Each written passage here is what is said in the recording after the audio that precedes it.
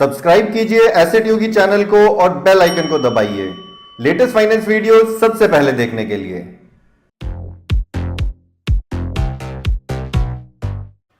नमस्कार, मेरा नाम मुकुल है और एसेट योगी में आपका स्वागत है, जहां हम फाइनेंस की नॉलेज को लॉक नहीं अनलॉक करते हैं। इस वीडियो में हम बात करने वाले हैं लोन अगेंस्ट फिक्स्ड डिपॉजिट के बारे में। लोन अगेंस्ट एफडी भी बोल सकते हैं हम इसको। अब देखिए, पैसों की रिक्वायरमेंट तो हर किसी को भी पड़ सकती है। अगर आपके घर में कोई शादी आ जाती है, आपको किसी बच्चे की अपनी एजुकेशन फंड करनी है, या आपको अपने घर में काम कराना है, किसी तरीके की कोई मेडिकल इमरजेंसी आ जाती है, तो ऐसे में अगर आपको कहीं से पर्सनल लोन लेना पड़ता है तो पर्सनल लोन से सस्ता पड़ता है आपको लोन अगेंस्ट एफडी। अगर आपकी मान लीजिए कोई फिक्स डिपॉजिट है किसी बैंक के अंदर, तो उसके अगेंस्ट भी आप लोन ले सकते हैं। लेकिन सवाल यह उठता है कि आपको वो एफडी को ब्रेक कर देना चाहिए या फिर आपको उसके अगेंस्ट लोन लेना चाहिए। दोनों में से क्या ज्यादा फायदेमंद है, इसको हम थोड़ा सा कैलकुलेशन से समझेंगे कि किस सिचुएशन में आपको एफडी ब्रेक कर देनी चाहिए और किस सिचुएशन के अंदर आपको लोन ले लेना चाहिए एफडी के ऊपर। और साथ ही में हम ये भी देखेंगे कि लोन अगेंस्ट एफडी के क्या इंपॉर्टेंट फीचर्स होते हैं, कितना इंटरेस्ट रेट चार्ज होता है, क्या उसके एलिजिबिलिटी रिक्वायरमेंट्स होते हैं, कितना आपको टोटल मैक्सिमम लोन मिल जाता है उसके अगेंस्ट, किस तरीके की एफडी के लिए लोन मिलता है और किस तरीके की एफडी के लिए लोन नहीं मिलता है। इन सारी बातों को भी हम थोड़ा सा डिटेल में जानेंगे। तो आप इस वीडियो में शुरू से लेकर लास्ट तक जरूर बने रहिएगा, जिससे आपको एक तो पूरी कैलकुलेशन समझ में आ जाए और क्या इसके इंपॉर्टेंट फीचर्स हैं और आपको किस तरीके से लोन अगेंस्ट एफडी लेना चाहिए। तो चलते हैं सीधा ब्लैक बोर्ड की तरफ। तो चलिए सबसे पहले लोन अगेंस्ट फिक्स्ड डिपॉजिट के इंपॉर्टेंट फीचर्स के बारे में जान लेते हैं। उसके बाद हम कैलकुलेशन से देखेंगे कि आपको लोन अगेंस्ट एफडी लेना भी चाहिए या नहीं, या आपको अपनी एफडी को ही ब्रेक करके वो पैसा इस्तेमाल कर लेना चाहिए। उससे पहले हम सारे इंपॉर्टेंट फीचर्स देख लेते हैं लोन अगेंस्ट एफडी के। तो ये एक तरीके का सिक्योर्ड लोन होता है जो आपका बैंक आपकी एफडी के अगेंस्ट दे देता है। अगर आपका लोन डिफॉल्ट होता है, अगर आप पे नहीं करते हैं फॉर सम रीजन, तो आपकी एफडी को जब्त किया जा सकता है। बेसिकली वो एज अ सिक्योरिटी रखी जाती है बैंक के पास। इसका इंटरेस्ट रेट जो होता है वो 2 से 2.5% ज्यादा होता है फिक्स डिपॉजिट रेट से। तो अगर मान लीजिए आपका एफडी का रेट 8% है, तो आपको जो लोन मिलेगा वो करीब 10 से 10.5% का रेट चार्ज होगा आपको। उसके बाद जो टेन्योर है कि आपको कितने टाइम तक ये मिलता है लोन, तो आपका जितना भी एफडी का टर्म है, मान लीजिए अगर आपका एफडी का टर्म टोटल मिला के लेट्स से आपकी 5 साल की एफडी थी और जिसमें से ऑलरेडी 1 साल हो चुका है, तो बाकी के अगर 4 साल बाकी हैं तो आपको 4 साल के लिए ये लोन मिल जाएगा। और इसमें कुछ बैंक्स एक्स्ट्रा लिमिट भी लगा देते हैं। कुछ बैंक्स कहते हैं कि हम मैक्सिमम 3 साल के लिए ही देंगे, या कोई बैंक कहता है हम मैक्सिमम 5 साल के लिए ही देंगे, चाहे आपका एफडी का टर्म ज्यादा भी हो। आपका एफडी का टर्म मान लीजिए 10 साल का भी बचा हुआ है, तो भी वो कहते हैं कि हमें 3 साल या 5 साल के लिए ही मैक्सिमम लोन देना है, इससे ज्यादा हम नहीं दे सकते। वो अपना रिस्क कैलकुलेशन होता है हर बैंक का। तो इसकी लोन रीपेमेंट कैसे होती है, इसके अंदर 2 ऑप्शन होते हैं। एक होता है आपका डिमांड लोन। तो या तो अगर आप ईएमआई पे करना चाहते हैं हर महीने, तो आप अपना ये डिमांड लोन का ऑप्शन सेलेक्ट कर सकते हैं। दूसरा होता है ओवरड्राफ्ट फैसिलिटी, जिसके अंदर आपको खाली हर महीने इंटरेस्ट भरना होता है जितना भी आप लोन लेंगे। अगर मान लीजिए आपकी 10 लाख की एफडी है और आपने लेट से 5 लाख का लोन लिया, राइट, तो ये जो 5 लाख का लोन है इसके ऊपर आप खाली इंटरेस्ट भरते रहेंगे हर महीने अगर आप ओवरड्राफ्ट फैसिलिटी लेते हैं तो।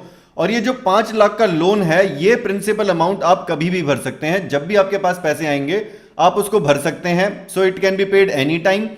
और अगर आप मान लीजिए इस प्रिंसिपल अमाउंट को नहीं भरते हैं, तो जब मेच्योरिटी होगी आपकी एफडी की, अगर ये एफडी की मान लीजिए ये 4 साल की रिमेनिंग टर्म बचा था, तो 4 साल के बाद ये जब मेच्योर होगी, तो आपकी ये जो 10 लाख की एफडी का जितना भी फाइनल अमाउंट बनता था, मान लीजिए ये लेट से 17 लाख बनता था, राइट, तो ये 17 लाख में से 5 लाख डिडक्ट होके आपको 12 लाख वापस मिल जाएंगे।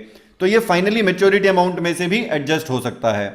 उसके बाद ये टैक्स सेविंग एफडी जो भी होती हैं, जो 5 साल का लॉक इन होता है जनरली टैक्स सेविंग एफडीज में, उनके अगेंस्ट लोन नहीं मिलता है। इस बात का भी आप थोड़ा सा ध्यान रखें। फिर जैसा मैंने पहले कहा कि बैंक अपने बैंक के अंदर जो भी एफडी होती है उसी के अगेंस्ट लोन देता है, किसी और बैंक की एफडी के अगेंस्ट लोन नहीं देता है जनरली। लोन अमाउंट आपको मैक्सिमम 90% मिल जाता है जितना भी आपका एफडी अमाउंट होगा। तो मान लीजिए अगर आपका 10 लाख की एफडी है, तो आपको लेट से 9 लाख रुपए तक का लोन सैंक्शन हो जाएगा। कुछ बैंक्स में ये 85% तक होता है, तो उस केस में आपको 8.5 लाख तक का हो जाएगा loan. FD cannot be close prematurely until loan is paid. तो ये बात का भी आप थोड़ा सा ध्यान रखिए। अगर आपने ये लोन अगर लिया है किसी एफडी के अगेंस्ट, तो अगर आप उस लोन को पहले नहीं खत्म करते हैं तो आप उस एफडी को बंद नहीं कर पाएंगे प्रीमेच्योरली। तो अगर आपकी मान लीजिए 4 साल की बाकी है ये एफडी, तो आपने मान लीजिए उसके अगेंस्ट लोन ले लिया, तो आप उसको 2 साल के बाद नहीं बंद कर सकते हैं। तो आपको वो पहले लोन पे करना होगा, उसके बाद ही आप उसको बंद कर सकते हैं। अब हम देख लेते हैं इसके बेनिफिट्स क्या क्या हैं लोन अगेंस्ट एफडी के। तो एक तो क्विक डिसबर्सल हो जाता है, डॉक्यूमेंटेशन बहुत कम लगती है क्योंकि आपकी पहले से ही सारी डॉक्यूमेंटेशन बैंक के पास होती है। तो खाली एक लीन क्रिएट होता है एडिशनल, लीन का मतलब है सिक्योरिटी एक तरीके से ये क्रिएट होती है। तो अगर आपका कोई डिफॉल्ट होता है तो ये आपकी एफडी जब्त हो सकती है, बस उसके लिए एक डॉक्यूमेंट क्रिएट होता है। और फिर आपके कोई क्रेडिट स्कोर चेक वगैरह नहीं होते हैं, आपको सीधे अपनी एफडी के अगेंस्ट लोन मिल जाता है। तो अगर आपका क्रेडिट स्कोर कम है तो आप इसको कंसिडर कर सकते हैं। और जैसा मैंने आपसे ऑलरेडी डिस्कस कर लिया कि लीन क्रिएट हो जाता है एफडी के अगेंस्ट।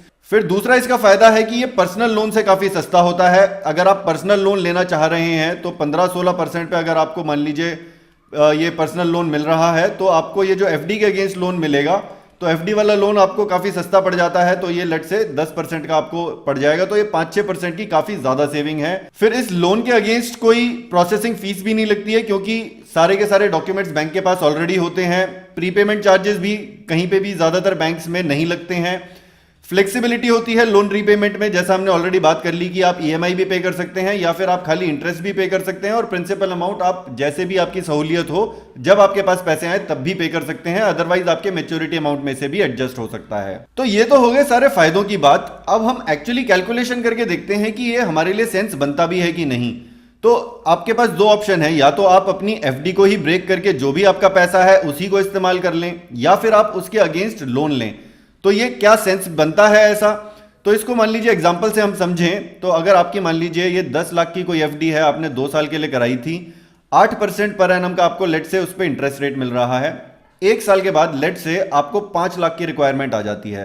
तो अब ये 5 लाख, या तो आप पूरी अपनी 10 लाख की एफडी ब्रेक कर दें, या फिर आप ये 5 लाख लोन ले लें, लोन अगेंस्ट एफडी ले लें। तो दोनों में से क्या फायदेमंद रहेगा, इसको हम एक बार कैलकुलेशन से समझ लेते हैं।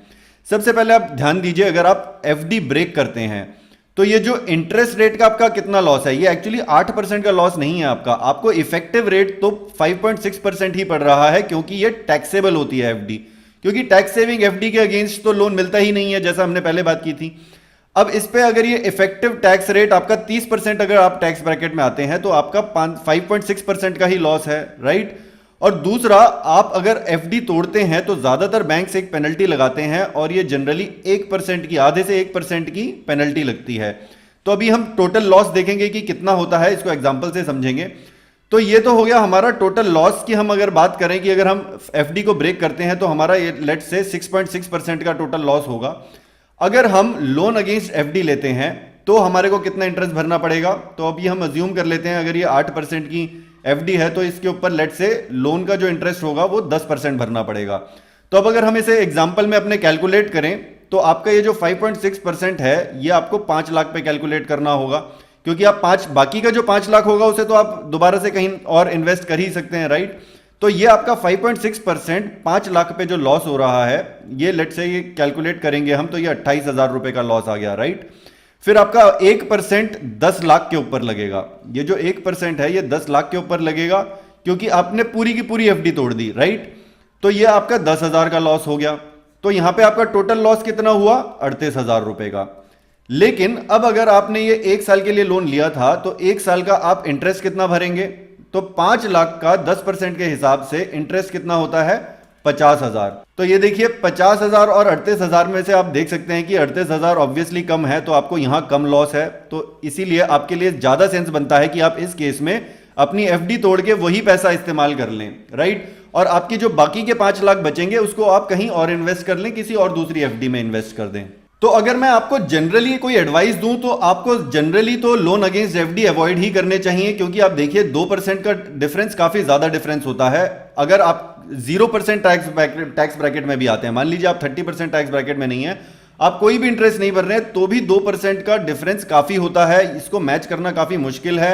आप अगर 1% यहां पे अगर लूज भी कर लें तो भी 1% का डिफरेंस होता ही है, राइट। तो इसीलिए, लेकिन अगर आपको मान लीजिए कोई ऐसी सिचुएशन है, अब आपको किस सिचुएशन में जाना चाहिए लोन अगेंस्ट एफडी के साथ, तो अगर आपका लोन अमाउंट बहुत कम है, अब जैसे देखिए यहां पे आपकी एफडी का अमाउंट 10 लाख रुपए था, लेकिन अगर ये लोन अमाउंट आपका बहुत कम होता, आपका 1 लाख से लेकर 2 लाख तक का ही आपका रिक्वायरमेंट होता, तो आपका ये जो इंटरेस्ट अमाउंट होता है वो शायद टोटल मिला के कम हो जाता और आपको यहाँ पे अगर पूरी की पूरी आप एफडी ब्रेक कर देते तो आपको ज्यादा लॉस हो जाता, राइट? क्योंकि ये 10,000 रुपए का तो आपको यहाँ सीधे सीधे लॉस हो ही रहा है, प्लस आप जो इंटरेस्ट वहां पे लूज करेंगे उसका भी लॉस है। तो आपको छोटे अमाउंट के अंदर कई बार सेंस बनता है कि आप लोन ले लें एफडी के अगेंस्ट, और अगर आप बहुत छोटे समय के लिए लेना चाहते हैं, आप मान लीजिए 3-4 महीने के लिए ही लेना चाहते हैं, तो भी आपका जो ये इंटरेस्ट पोर्शन होगा ये काफी कम रहेगा। उस केस में भी आप ले सकते हैं। करंट एफडी इंटरेस्ट रेट अगर बहुत कम आ गए हैं तो आप उस केस में भी लोन अगेंस्ट एफडी ले सकते हैं। इसका क्या मतलब है कि मान लीजिए आपने जब एफडी कराई थी तब तो 8% का आपको मिल रहा था एफडी का इंटरेस्ट रेट, और वो आपने लॉक कर लिया है, राइट? और अब करंटली 6% के अगर मान लीजिए एफडी के इंटरेस्ट रेट्स आ गए हैं, तो आपके लिए ज्यादा सेंस बनता है कि आप लोन ही ले लें उसके अगेंस्ट, क्योंकि आप सीधे सीधे 8% का लॉस करेंगे, आपने ऑलरेडी लॉक कर रखा है अपना इंटरेस्ट रेट। तो इसीलिए अगर आप छोटे अमाउंट का लेना चाहते हैं, कम समय के लिए लेना चाहते हैं, और अगर इंटरेस्ट रेट्स एफडी के करंट इंटरेस्ट रेट्स बहुत कम आ गए हैं, तो अब मान लीजिए आप ये एफडी तोड़ेंगे तो ये जो बाकी का 5 लाख आप इन्वेस्ट करेंगे वो आप 6% पे इन्वेस्ट कर पाएंगे, तो वहां पे भी आपको 2% का लॉस हो रहा है, राइट?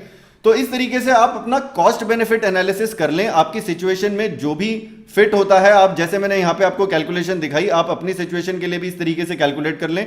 आपको दोनों में से जो भी फायदेमंद लग रहा है उस हिसाब से चूज करें, आप ब्लाइंडली लोन अगेंस्ट एफडी ना लें। तो इस वीडियो में बस इतना ही। अगर आपको ये वीडियो अच्छा लगा तो इसको लाइक और शेयर जरूर कर दीजिए। अगर आपके कुछ सुझाव हैं या आप कोई फीडबैक देना चाहते हैं इस वीडियो से रिलेटेड या इस चैनल से रिलेटेड, तो आप नीचे कमेंट कर सकते हैं। मैं हर रोज इसी तरीके के फाइनेंस और इन्वेस्टमेंट रिलेटेड इंटरेस्टिंग टॉपिक्स यहाँ पे इस चैनल पे शेयर करता रहता हूं। तो आपने इस चैनल को अभी तक अगर सब्सक्राइब नहीं किया है तो नीचे से सब्सक्राइब करके अपने फोन में बेल आइकन को जरूर प्रेस कर लें, जिससे आपको मेरे लेटेस्ट वीडियो का नोटिफिकेशन मिल जाए। तो मिलते हैं अगले वीडियो में, तब तक सीखते रहिए, कमाते रहिए और खुश रहिए।